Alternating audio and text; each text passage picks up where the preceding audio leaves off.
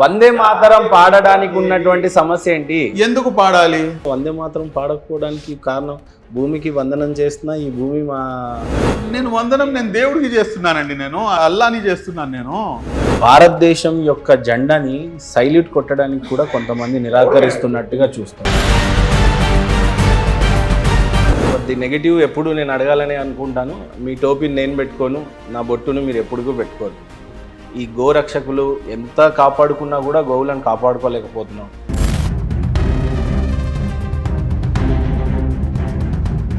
ఆవు అనేది మనం ముస్లింలకు అది హలాల్, అందులో ఎటువంటి అతిశయోక్తి లేదు.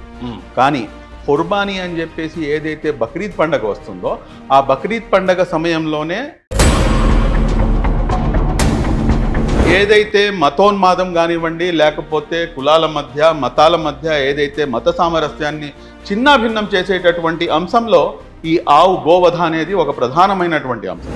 ముందు మీరు దీన్ని జాతీయ జంతువుగా ప్రకటించండి అని చెప్పేసి మా వైపు నుంచి డిమాండ్ వస్తుంటే हम कहते हैं, दावा करते हैं, मुतालबा करते हैं कि गाय को मोर की तरह नेशनल बर्ड है, वो इसको नेशनल जानवर बनाओ.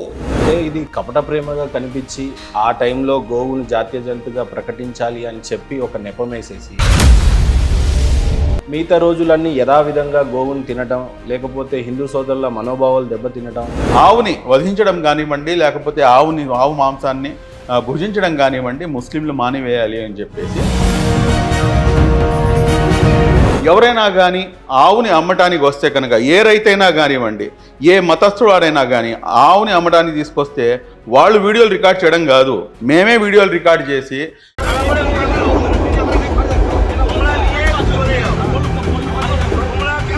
దేశాన్ని 60 సంవత్సరాలు పాలించినటువంటి కాంగ్రెస్ ఒక పక్క, దశాబ్దం కాలం పాటు పాలిస్తున్న బీజేపీ పార్టీ ఒక పక్క. కాక్రోచ్ అనే పార్టీని పెట్టిన అబ్బాయి కూడా ఈ దేశంలో లేని అబ్బాయి అయినా సరే దాన్ని దూరాతే అని ఒక అబ్బాయి సపోర్ట్ చేయడం, ఇంకో అతను ఇటలీలో ఉండడం, ఈయన ఆస్ట్రేలియాలో ఉండడం, ఇంకో అతను అమెరికాలో ఉండడం. আমরা కాక్రోచ్ జనతా పార్టీని స్థాపించాము, పెట్టాము, ఫాలోవర్స్ ఉన్నారు, ఇదంతా బాగుంది. ఫ్యూచర్లో కొంపదీసి ఎక్కడైనా భారతదేశం యొక్క ఔన్నత్యానికి ఏమన్నా వంపుగా ఉందా? ఏదైతే భారత రాజ్యాంగం ఉందో, రాజ్యాంగం ఏదైతే హక్కులు ప్రతి పౌరుడికి ప్రసాదించిందో, అంటే రాహుల్ గాంధీ లాంటి వాళ్ళు కాక్రోచ్ పార్టీని స్వాగతించడం అనేది కొంపదీసి కాంగ్రెస్ పార్టీ ఏమన్నా కాక్రోచ్లో విలీనం అవుతుందా అన్నట్టుగా కనిపించింది. సపోర్ట్ అయితే దీన్ని ఏ రకంగా సోషల్ మీడియా అనేది వన్ ఆఫ్ ద మేజర్ అస్త్రంగా మారింది, అందులో ఎటువంటి అనుమానం లేదు. బట్ సోషల్ మీడియాతోనే మీరు రాజకీయం మొత్తం చేసేస్తానంటే కనుక ఈ రోజున భారతదేశంలో సనాతన ధర్మాన్ని చాలా స్పష్టంగా రీప్రజెంట్ చేస్తున్న పవన్ కళ్యాణ్ గారు అదే కూటమితో ఉన్నారు. పవన్ కళ్యాణ్ గారు చాలా స్పష్టంగా సనాతన ధర్మాన్ని ఎవరన్నా క్వశ్చన్ చేస్తే ఖచ్చితంగా మేము నిలబడతాము, స్పష్టంగా మాట్లాడతాము అని అన్నారు. ఆయనతో పాటు నేను నిలబడతాను సనాతన ధర్మం పక్షం. సనాతన ధర్మం అంటే ఏంటి మీరు చెప్పండి. సనాతన ధర్మాన్ని పాటిస్తూ పవన్ కళ్యాణ్ గారు సనాతన ధర్మం కోసం కాకపోతే ఇంకా ఏ ధర్మం కోసం నిల్చోవాలైనా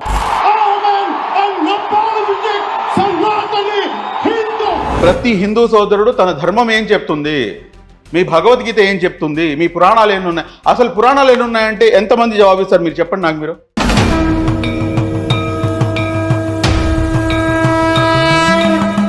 మీకే ఛాలెంజ్ చేస్తున్నా, మీరైనా కానీ మీరు నా ఈ ఛాలెంజ్ని మీరు స్వీకరించి ఒక 10 మంది ముస్లిం సోదరుల ఇంటికి, ఒక 10 మంది హిందూ సోదరుల ఇంటికి, ఒక 10 మంది క్రైస్తవ సోదరుల ఇంటికి వెళ్దాం.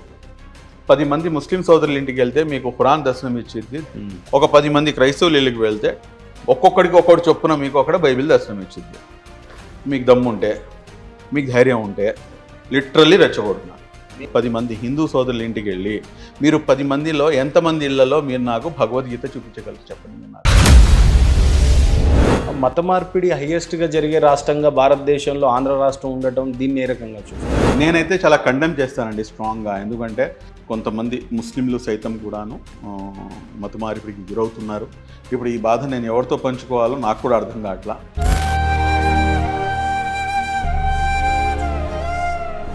కొన్ని చర్చిలు ఉన్నాయి, అక్కడ బుర్ఖాలు వేసుకొని స్త్రీలు దర్శనమిస్తున్నారు.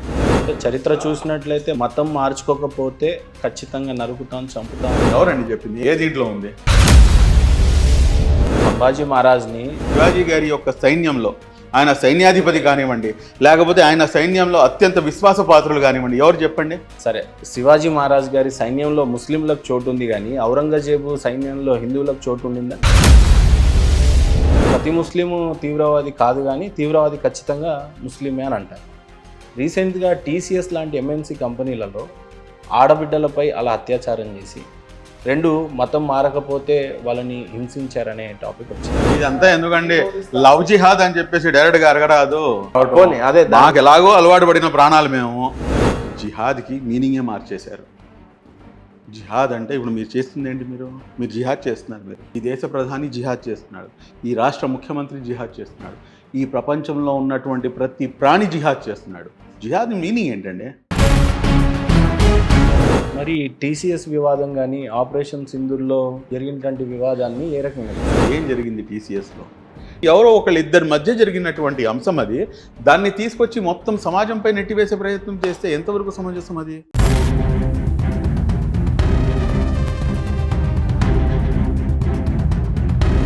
ఈ జిహాదీ చేయటం, ఆపరేషన్ సింధూర్ విషయంలో బొట్టు చూసి కింద చూసి కాల్చటం, ఈ రకంగా చేసింది ఎవరు? దాయాది దేశమైనటువంటి పాకిస్తాన్ నుంచి వచ్చినటువంటి వాళ్ళు. పాకిస్తాన్కి ఇక్కడ ఉన్నటువంటి ముస్లింలకి ఏంటండి సంబంధం అసలు? ఒక జడ్జి కూతురో ఒక ఎమ్మెల్యే కూతురో చాలా చక్కగా కల్చర్ నేర్పించి చాలా చదువు చెప్పి జాగ్రత్త చెప్పినప్పటికీ కూడా ఒకరితో ప్రేమలో పడుతుంది. తప్పు ఈ అమ్మాయి దనాలో తెలియదు, ఆ అబ్బాయి దనాలో నేను చెప్పిన ఎవరితో తప్పు? ఆ పెంపకంది తప్పు. ఎంత బాగా పెంచినా కూడా. ఏంటంటే బాగా పెంచదు, ఊరుకోండి. బాగా పెంచితే కనుక అసలు ఈ క్వశ్చన్ రేస్ కాదు. ఒళ్ళు బలిసి కొట్టుకుంటున్నారు. మీకు ఏ అర్హతలు ఉన్నాయి అని చెప్పేసి ఉర్దూ అకాడమీ చైర్మన్ మీకు ఇచ్చారు అని అంటే? నాకు ఏం అర్హత లేదండి. నాకు ఉన్నంత అర్హత ఎల్లా ఒకటే. వైఎస్ఆర్సీపీలో ఉన్న హయాంలో ఉన్న డెవలప్మెంట్ ఇప్పుడు చంద్రబాబు నాయుడు గారు వచ్చిన తర్వాత కూటమి ప్రభుత్వం ఏ రకంగా? నక్కకి నాగలో కానీ ఉన్నంత తేడా ఉందండి. నక్కకి నాగలో కానీ ఉన్నంత తేడా ఉంది.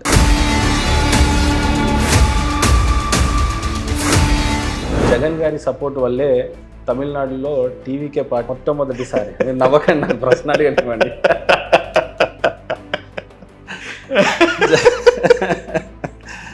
టీవీకే పార్టీకి జగన్ గారి సపోర్ట్ ఉండడం వల్లనే టీవీకే పార్టీ గెలిచింది. నేను నవ్వుతుంది జగన్మోహన్ రెడ్డి గారిని కించపరచడానికి కాదు, ఆయన స్థాయిని మీరు తగ్గిస్తున్నారు. ఎవరండి విజయ్?